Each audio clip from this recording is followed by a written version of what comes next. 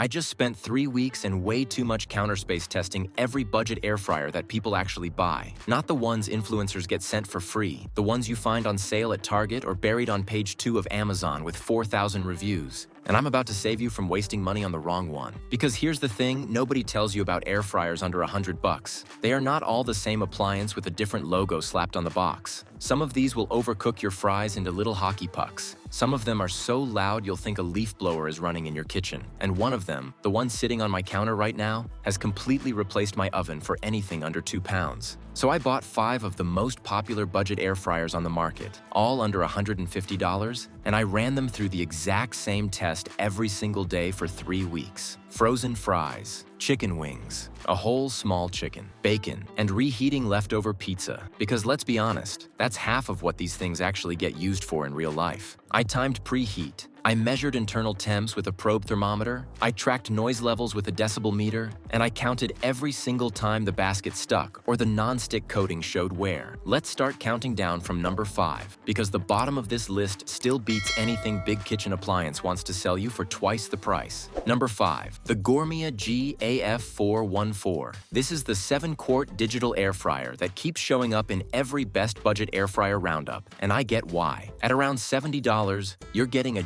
genuinely large basket, 12 preset cooking programs, and a digital display that's actually easy to read without your glasses on. I cooked a full 1.5-pound bag of frozen fries in here in one batch. No shaking halfway through required because of the basket shape, and they came out golden and crispy in about 18 minutes. But here's where the Gourmia starts to show its budget roots. The fan is loud, like noticeably loud compared to everything else on this list. I clocked it at 71 decibels during peak operation, which is close to vacuum cleaner territory, and the non-stick coating on the basket started showing scratch marks after about 2 weeks of regular use, even though I was only ever using silicone tongs. If you need max capacity and don't mind the noise, this is a solid budget pick. If you live in a small apartment with thin walls, keep scrolling. Number 4, the Ninja Air Fryer XL. Ninja built its entire brand on kitchen appliances that just work, and this one mostly lives up to that reputation. At around $120, you're paying a bit more than the Gourmia, but you're getting a 5.5-quart basket, a max crisp function that genuinely gets food crispier than the standard setting, and one of the quietest motors I tested this whole month. I measured it at 58 decibels, which is a real difference you can hear the moment you turn it on. Where the Ninja actually surprised me was reheating. I threw 3-day-old pizza in there on the reheat setting, and it came out with a crispy bottom and a properly melted top. None of that soggy microwave texture. That alone might be worth the upgrade for some of you. The catch is capacity. 5.5 quarts sounds like a lot until you're trying to cook wings for 4 people, and I found myself doing 2 batches more often than I wanted to. If you're cooking for 1 or 2 people, this thing is basically perfect. If you're feeding a family, you'll be doing math with batch sizes. Number 3, the Instant Vortex Mini. Now, before you write this one off because of the name, hear me out. This 2-quart air fryer is not trying to be your only kitchen appliance. It's trying to be the fastest, most efficient way to cook a small portion without heating up your whole kitchen. And at around $60, it nails that job completely. Preheat time was under 2 minutes in my testing, genuinely the fastest of anything on this list. I made a single serving of chicken tenders in 11 minutes total, start to finish, which is faster than most ovens even finish preheating. The 7 customizable programs cover everything from reheat to dehydrate, and the touchscreen is more responsive than I expected at this price point. The obvious limitation is capacity. 2 quarts is genuinely small. We're talking 1 serving of fries or maybe 2 small chicken breasts side by side. This is not a family appliance. This is a college dorm, studio apartment, or single-person household appliance. And for that specific use case, it might be the single best value on this entire list. Number 2, the Instant Pot Vortex Plus 6-quart. This is where things start getting genuinely impressive for the price. At around $100, you're getting 6 quarts of capacity, which comfortably fit a full 2-pound chicken during my testing, 7 one-touch programs, and something the cheaper options on this list don't have, a rotisserie function with an included spit. I roasted a small chicken using the rotisserie setting, and the skin came out shatteringly crisp, genuinely restaurant quality, something I could not replicate on the Gourmia or the Ninja no matter how I adjusted settings. The even heat technology actually delivers delivered here too. I ran the same frozen fries test I ran on every fryer, and the Vortex Plus produced the most even browning of the whole lineup, with almost no pale spots in the corners of the basket. Noise sits in the middle of the pack at around 63 decibels. Not whisper quiet, but far from the Gourmia's leaf blower situation. If you want the closest thing to a full rotisserie oven experience without buying an actual rotisserie oven, this is your pick. The only real downside is the footprint. This is a genuinely large countertop appliance, so measure your cabinet space before you buy. And that brings us to number 1, the appliance currently sitting on my counter that has functionally replaced my oven for weeknight cooking, the COSORI TurboBlaze. At around $130, this is not the cheapest option on this list, but after 3 weeks of daily use, it's the one I'd actually recommend to almost everyone. The TurboBlaze uses a dual blaze technology, essentially 2 separate heating elements you can control independently for the top and bottom of the basket.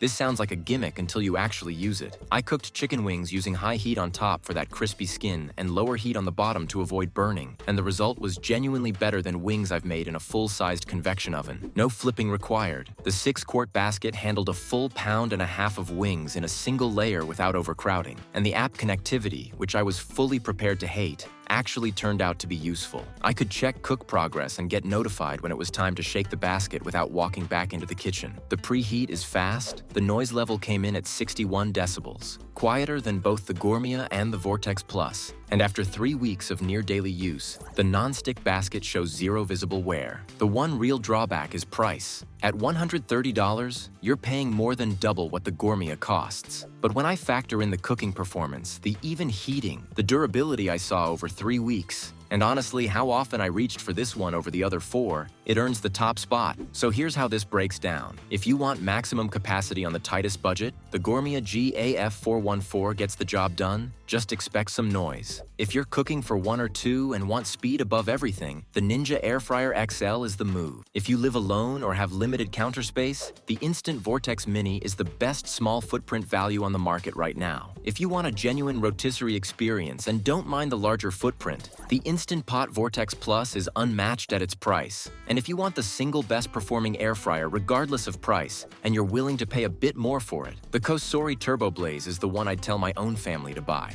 I bought every single one of these with my own money, no sponsorships, no free units sent by any of these brands, so you're getting the actual truth about what performs and what doesn't. If this video saved you from buying the wrong air fryer, let me know in the comments which one you're going with, and I'll see you in the next one.